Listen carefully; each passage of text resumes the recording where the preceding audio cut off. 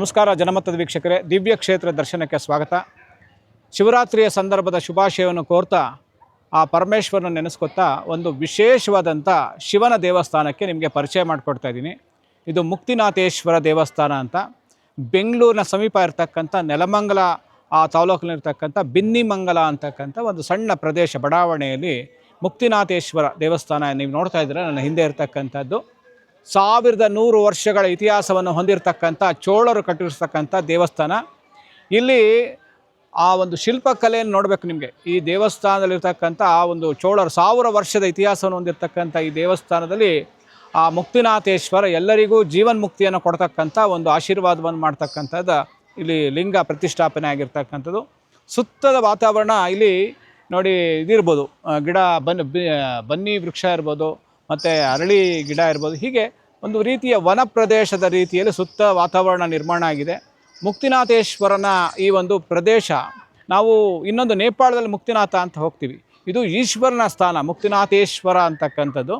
ಇಲ್ಲಿ ನಿಮಗೆ ಮುಕ್ತಿ ಅಂತಕ್ಕಂಥ ಶಿವನನ್ನು ಯಾಕೆ ನೆನೆಸ್ಕೋದು? ಶಿವ ಅಂತಂದರೆ ಮಂಗಳಕಾರ, ಮಂಗಳವನ್ನು ಬಯಸ್ತಕ್ಕಂಥನು, ಜ್ಞಾನಪ್ರದಾತನಾಗಿರ್ತಕ್ಕಂಥ ಶಿವನ ಆ ಒಂದು ಶಿವರಾತ್ರಿಯ ಸಂದರ್ಭದಲ್ಲಿ ಜನಮತದ ವೀಕ್ಷಕರಿಗೋಸ್ಕರ ಈ ಒಂದು ಮುಕ್ತಿನಾಥೇಶ್ವರ ದೇವಸ್ಥಾನದ ಪರಿಚಯವನ್ನು ಮಾಡೋದಕ್ಕೋಸ್ಕರ ಬಂದ್ವಿ. ಚೋಳರ ಒಂದು ಕಾಲದಲ್ಲಿ ಬಿನ್ನಿಮಂಗಲ ಅಂತಕ್ಕಂಥ ಒಂದು ಹೆಸರನ್ನು ಆ ಒಂದು ತಮಿಳಿನ ದ್ರಾವಿಡ ಭಾಷೆಯಲ್ಲಿ ಒಂದು ಶಾಸನ ಸಹ ಇಲ್ಲಿ ಸಿಗುತ್ತೆ. ಅದರಲ್ಲೇ 1000 ವರ್ಷದ ಇತಿಹಾಸವನ್ನು ಹೊಂದಿರತಕ್ಕಂಥ ಈ ಪ್ರದೇಶದಲ್ಲಿ 21 ಕೊಳಗಳಿತ್ತಂತೆ. ಈ ಪ್ರದೇಶದಲ್ಲಿ ಇವಾಗೆಲ್ಲ ಮುಚ್ಚಿಬಿಟ್ಟು ಬಡಾವಣೆ ಆಗಿಬಿಟ್ಟಿದೆ. 21 ಕೊಳ ಇದ್ದಂಥ ಕ್ಷೇತ್ರ.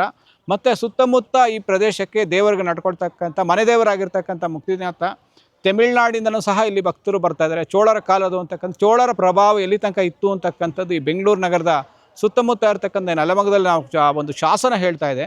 ಮತ್ತು ಹಲವಾರು ಬೆಂಗಳೂರು ಕರ್ನಾಟಕ ಸರ್ಕಾರದ ಮುಜರಾಯಿ ಇಲಾಖೆ ಸೇರಿರ್ತಕ್ಕಂಥ ದೇವಸ್ಥಾನ. ಅತ್ಯಂತ ಸ್ವಚ್ಛತೆ ಇಟ್ಕೊಂಡಿರೋ, ಯಾಕೆಂದರೆ ಜನ ಸಾಂದ್ರಣೆ ಶಿವರಾತ್ರಿ ಆ ಸಂದರ್ಭದಲ್ಲಿ ಹೆಚ್ಚಾಗಿರ್ತಾರೆ. ಆದರೆ ದೇವಸ್ಥಾನವನ್ನು ಕ್ಲೀನಾಗಿ ಇಟ್ಕೊಂಡಿರ್ತಕ್ಕಂಥದ್ದು ವಿಶೇಷವಾಗಿದೆ. ಮುಕ್ತಿನಾಥನ ಈ ಒಂದು ಲಿಂಗವನ್ನು ನೋಡ್ತಾ ಇದ್ರೆ ನಮ್ಗೆ ಅನಿಸುತ್ತೆ ಯಾವುದೋ ಪುರಾಣ ಕಾಲದಲ್ಲಿ ನಾವು ಆ ಲಿಂಗದ ದರ್ಶನ ಮಾಡ್ತಾ ಇದ್ದೀವಿ ಅಂತ. ತುಂಬ ಚೆನ್ನಾಗಿ ಪೂಜೆ ಮಾಡ್ತಾರೆ. ಇಲ್ಲಿ ಪೂಜೆ ಕೈಂಕರ್ಯಗಳು ಸೋಮವಾರದೊತ್ತು ಭಾನುವಾರದ ಹೆಚ್ಚಿನ ಜನಸಂಖ್ಯೆ ಬರ್ತಾರೆ. ಶಿವರಾತ್ರಿ ಸಂದರ್ಭದಲ್ಲಿ ಆ ಒಂದು ಪರಮೇಶ್ವರನ ದರ್ಶನಕ್ಕೋಸ್ಕರ ಹಲವಾರು ಪ್ರದೇಶಗಳಿಂದ ಈ ಪ್ರದೇಶಕ್ಕೆ ಬರ್ತಾ ಇರ್ತಾರೆ. ಚೋಳರು ಕಾಲದಲ್ಲಿ ಒಂದು ಶೈವ ಪರಂಪರೆ, ಅಂದರೆ ಈಶ್ವರನ ಆರಾಧನೆ ಮಾಡ್ತಕ್ಕಂಥ ದೇವಸ್ಥಾನಗಳನ್ನು ಹೆಚ್ಚಾಗಿ ಕಟ್ಟಿರ್ತಕ್ಕಂಥದ್ದು ನಾವೆಲ್ಲ ನೋಡ್ತಾ ಇದ್ದೀವಿ. ಅಂಥ ಒಂದು ಪರಂಪರೆಗೆ ಸೇರಿರ್ತಕ್ಕಂಥ ಬೆಂಗಳೂರಿನ ಭಾಗದಲ್ಲಿ ಅಂದರೆ ಗ್ರಾಮಾಂತರ ಅಂತ ನೆಲಮಂಗಲ ಅಂತ ಹೇಳೋಕ್ಕೆ ಸಾಧ್ಯ ಇಲ್ಲ. ಇವತ್ತು ಅದು ಸಿಟಿಗೆ ಸೇರಿಬಿಟ್ಟಿದೆ. ಬೆಂಗಳೂರು ಗ್ರಾಮಾಂತರ, ಬೆಂಗಳೂರಿನ ನೆಲಮಂಗಲ. ಆ ಬೆನ್ನಿಮಂಗಲ ಇರತಕ್ಕಂಥ ಮುಕ್ತಿನಾಥನ ದೇವಸ್ಥಾನಕ್ಕೆ ಬಂದು ನಿಮ್ಮ ಜೀವನದಲ್ಲಿ ಆಕಾಂಕ್ಷೆಗಳು, ಅಂದರೆ ಹಲವಾರು ಮುಕ್ತಿಯನ್ನು, ಯಾಕೆಂದರೆ ಯಾವ ರೀತಿ ಮುಕ್ತಿ ಅಂತಂದರೆ ನಿಮ್ಮ ತೊಂದರೆಗಳಿಂದ ಮುಕ್ತಿ, ಹಣಕಾಸಿನ ತೊಂದರೆಯಿಂದ ಮುಕ್ತಿ, ಸಾಂಸಾರಿಕ ತೊಂದರೆಯಿಂದ ಮುಕ್ತಿ, ಈ ರೀತಿಯ ತೊಂದರೆಗಳಿಗೆ ಪರಿಹಾರ, ಮುಕ್ತಿಯನ್ನು ಕೊಡ್ತಕ್ಕಂಥ ಮುಕ್ತಿನಾಥೇಶ್ವರ. ಆದ್ದರಿಂದ ನಿಮ್ಮ ಮನಸ್ಸಲ್ಲಿರ್ತಕ್ಕಂಥ ತೊಂದರೆಗಳ ಮುಕ್ತಿಯನ್ನು ಪರಿಹಾರ ಮಾಡೋಕ್ಕೋಸ್ಕರ ಮುಕ್ತಿನಾಥನಿಗೆ ಬನ್ನಿ. ಆ ದೇವರ ಆಶೀರ್ವಾದವನ್ನು ಪಡೀರಿ ಅಂತ ಈ ಮೂಲಕ ಜನಮತದ ವೀಕ್ಷಕರಿಗೆ ಹೇಳ್ತಿ. ಶಿವರಾತ್ರಿಯ ಸಂದರ್ಭದಲ್ಲಿ ಮತ್ತೆ ನಿಮಗೆಲ್ಲ ಶುಭವಾಗಲಿ, ಮಂಗಳವಾಗಲಿ ಅಂತ ಬಯಸ್ತೀನಿ. ನಮಸ್ಕಾರ.